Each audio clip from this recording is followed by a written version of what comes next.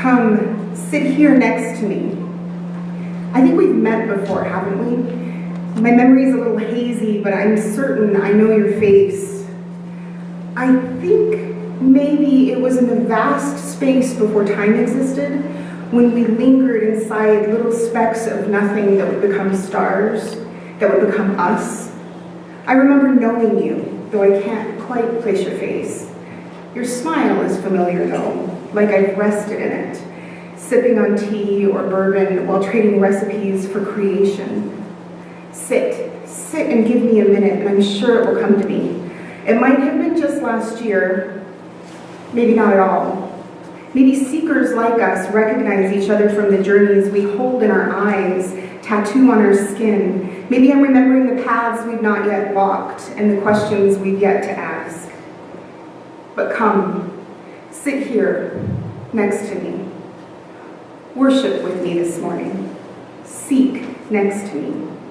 And I am certain I will know you.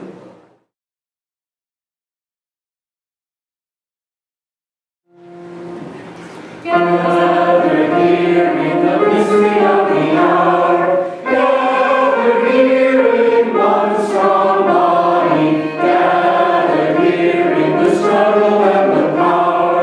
Spirit, draw near. Gather here in the mystery of the hour. Gather here in one strong body. Gather here in the struggle and the power. Spirit, draw near. Gather here in the mystery of the hour. Gather here in the mystery of the hour. Gather here in the mystery of the hour. Gather here in the struggle of the body. Spirit, draw near. Gather here in the mystery of the hour. Gather here in the mystery of the hour. Gather here in the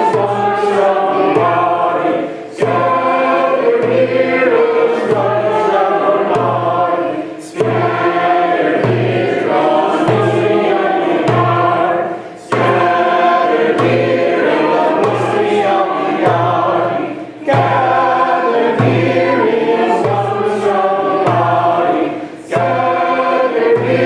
the struggle of the body. Spirit, draw near. Spirit, draw near. Spirit, draw near.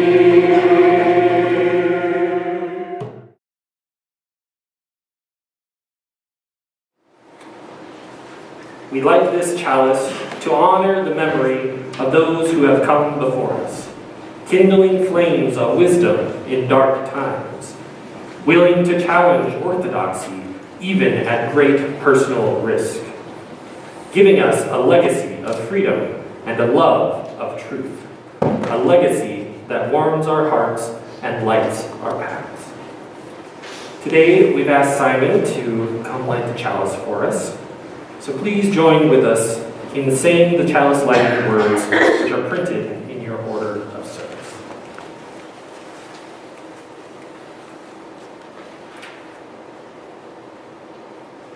We light this chalice for the warmth of love, for the light of truth, and for the energy of action. Thank you, Simon.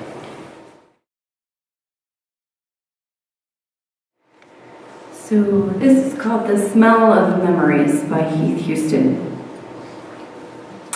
It wasn't the best of times or the worst of times, just times. It was its own kind of gold.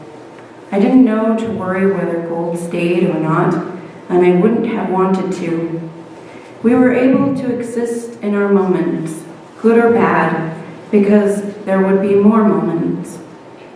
There would always be more moments, but they would be different. They wouldn't fit where the other moments did.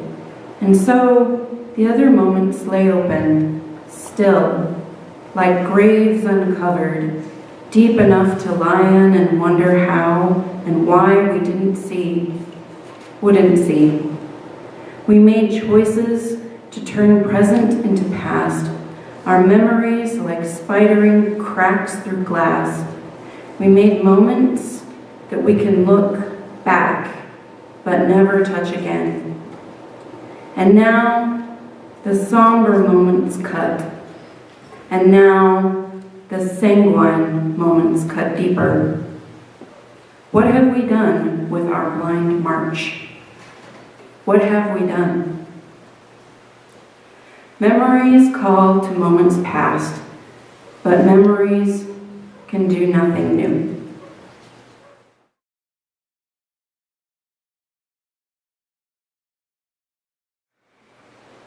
I remember the first cup of coffee I ever had.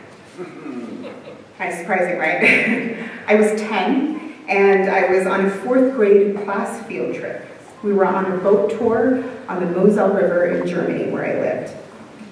We were headed to a local castle, and my dad was chaperoning. This was a big deal. It was the first time he had ever chaperoned a field trip. I thought my heart was going to burst with love and pride, and my skin tingled with the happiness that comes from feeling genuinely important to someone. He'd come home from the war a month before, and my baby sister had been born while he was deployed. Our house was full, not just with people, but with excitement, stories, tears, worry, routines, all of it.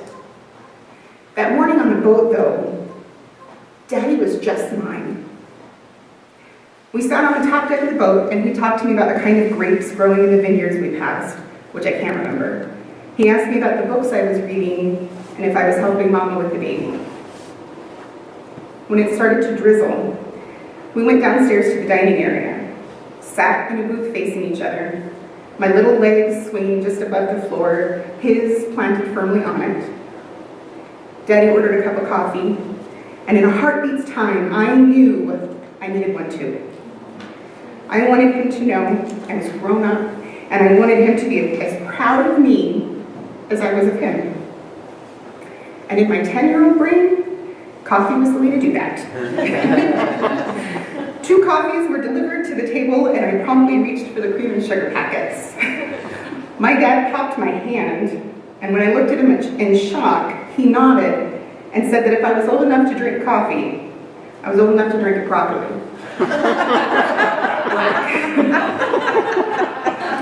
I almost fell out of my chair with excitement. My dad knew I was old enough. So I took my first sip, which was more than a sip and less than a gulp, really, and I froze. It was the most horrible thing I think I'd ever tasted in my 10-year-old life. The bitter, acrid taste coated my tongue and the roof of my mouth. The searing heat was scalding my taste buds, which, quite honestly, I wasn't too mad at that point. I was drinking sludge, and I was mortified. I was trying hard not to spit it right back out in front of Daddy. And he didn't laugh, though I'm sure he must have wanted to. And he didn't scold me. He just nodded at me and looked out the window while I composed myself. And I choked it down, every last drop. And I was pretty surprised when I didn't die shortly after. After that, in the mornings, my dad would always make enough coffee for the both of us. Mama didn't drink it then, and neither did my brother. So that morning ritual was just ours. I lived for it. I didn't even care that it tasted so god-awful. If he made it, I was going to drink it. Even if he wasn't sitting there with me, if he made it, I was going to drink it. Properly, with no cream, no sugar. And I still take my coffee that way. 28 years later, that burned, bitter taste of diner coffee still brings me back to that morning. I can smell the rain in the air just as clearly. I can feel the weightlessness of the boat in the river, and I swear I can feel the floor fall away from my feet. And we all have memories like that, where we can remember every detail, every breath, every word spoken. They are crisp, clear, seemingly undiluted with the passage of time. They are complete, and they fill us to the brim whenever we focus on them. And sometimes we sit with a memory long before we understand the weight of it. The first time I heard the call to ministry, I was 4 or 5. My family lived here in Utah, up on Hill Air Force Base at the time. My mom and dad were out for the evening, though I can't remember if my dad was with my mom or if my dad was on one of the TDY assignments at another base. I knew my babysitter was in the kitchen. I have no idea where my brother or sister were inside the house. But I was laying on the living room floor watching Mr. Rogers. I had my little feet propped up on the entertainment center, which I was expressly not allowed to do. Mama was constantly telling me to put my feet back on the floor, but she was out, and the babysitter couldn't see.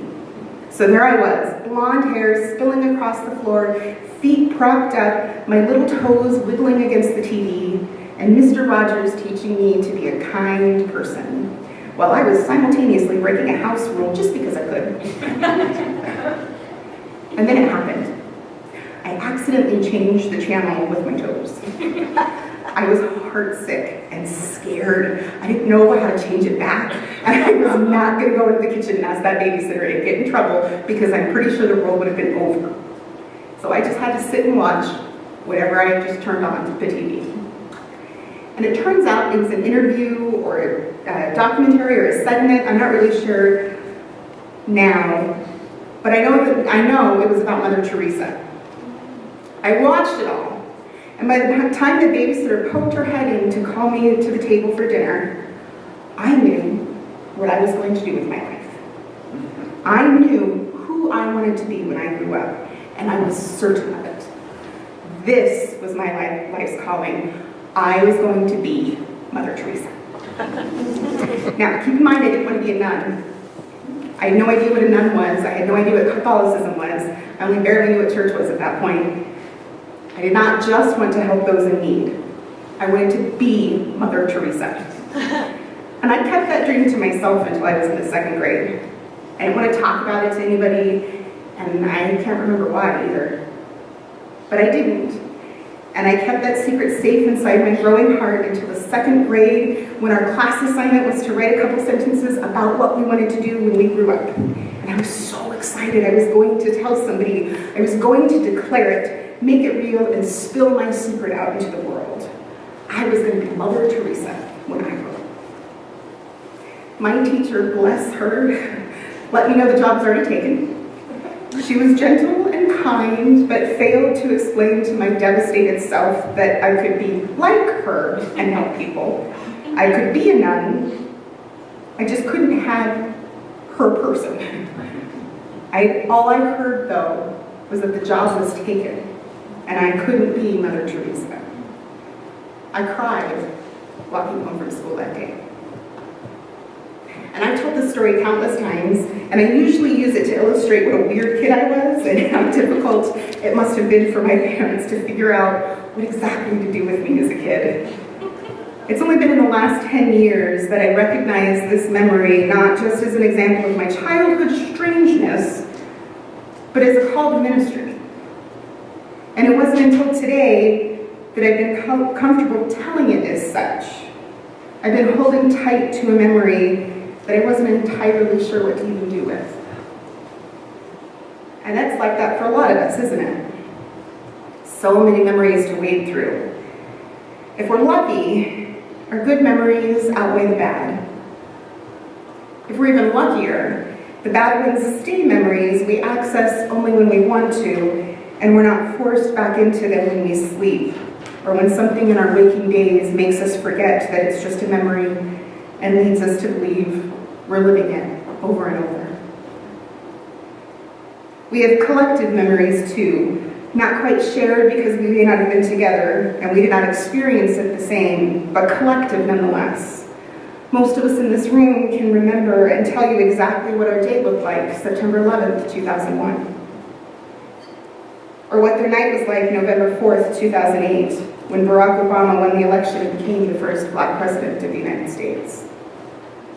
Or November 8th, 2016, when Donald Trump was elected president. I was here, by the way, with many of you, and I was texting my daughter Carlin, who was still in Virginia, trying to make sense of it all. There is so much memory that we're fitting into our lives. And yeah, it's always been that way. It is biology. But lately it seems bigger, more overwhelming. At the same time, we're tucking away daily memories of our family, of work, of community, of church. We're also tucking away memories of world and nation. That time, that first time, we saw the photo of the cages that our country has been keeping children in. That shooting at that nightclub in Orlando, or was it LA? Carmen moved in with me in January after we became lay-led here at UUCO and weeks before the Parkland High shooting. She helped me with the service, and I kept thinking how glad I was that she was being homeschooled that month. The memories are crashing into each other now too. The other day I woke up from a nightmare, and in sorting through it, I actually had to make an effort to remember if my president had said the words that I heard again in my nightmare, or if my rapist had. And how do we not lose ourselves in these memories? We could spend the rest of our lives sifting through it all, replaying memory after memory and trying to fit it all together like some big jigsaw puzzle that someday may make sense. It would be really easy, too, to say that the answer is to not sift through it, to let the memories fall where they may and not get too worked up about do they or don't they fit together, that things will all come together in time. It would be really easy to say that. And it would be a lie. The truth is threefold. First, we must sift through the memories, both personally and collectively. We must find the pieces that do fit together, and we must spend time with those pieces, because they are not puzzles, they are maps. And they are maps that we have to draw, and we can only draw after sifting through them. We are here at this rest stop in our journey because of those memories. I don't know that Mr. Rogers would have called me to ministry. Maybe. He'll definitely shape it when I'm finally able to answer that call. Mother Teresa called me. Secondly, we must share our memories out loud whenever we can. History only repeats itself when we've forgotten it, when we stop looking at our maps and we start drifting through time aimlessly. I know about the Holocaust because of the people who shared their memories, people who dug into the worst memories of humankind and spoke about it, told us what they experienced. They knew they had to. They are the reason so many of us can see the U.S. running straight towards the same path. Which leads me to my third task. We must listen when others share their memories with us. And we must listen with a reverence born from knowing their memories may someday be ours. We must hear when people say to us, I remember that it started like this. That even those watching it unfold and engaged in the politics of it believed it was a temporary anomaly and not a deep-rooted identity that would shake the world to its core. We must hear when the generations descended from African slaves tell us, we remember when this happened. We remember when the police were simply called slave owners and when the racist ideologies were called law. We remember when the wording of laws was changed, but the spirits of them were not. We must listen to our Black Unitarian Universalists when they say, we've experienced this before in this faith. We are working for justice, equity, and compassion in all human relations. And I believe the base of our work is rooted in what we do with all this memory. For our work to be successful, we need to look at the maps that our memories create. Going back to the Unitarian Universalist example, we are right now, as a faith, grappling with the power structure of white supremacy within this faith. We have Black Unitarian Universalists talking to us about their memories and where the maps will lead us going forward. We will only create change. We will only find justice, equity, and compassion in human relations if we listen. We need to sort through our memories. We need to look at the maps that they create. We need to know that the only way to add to the map is to tell our stories, our memories. My map is not complete without yours, so I need you to tell yours too. And I promise you I will hear them. I'm going to leave you today with an excerpt from Canadian poet Shane Koizan. And when I ask you to remember, it is because the future isn't what it used to be. So remember now, pay tribute to every sacrifice laid upon the altar of somehow, for all the times somehow we overcame, somehow we pushed on, somehow we've gone the distance. And in going there, we possessed the freedom to map the uncharted lands of any and everywhere. We are unbound, 6 feet above the underground, where we will all rest one day. So until then, test the limits, test the boundaries and the borders as if the headquarters of potential lay just beyond the world's edge. Let the belief that hope belongs to us all be the pledge you take to make the unachievable as inconceivable as the false fact that we were never here. We were here. And our memories are as dear to us as every slow motion moment or held breath. So remember every instance before death. Every kiss, first dance, near miss, last chance. Yes, no, maybe so. Let us go the distance. Let us remember all the moments that were and were not. Like the point is something we can get, and that we can get is what we got. Because all we have are the times between the moments we connect each dot. So live and remember, and burn like an ember capable of starting fires.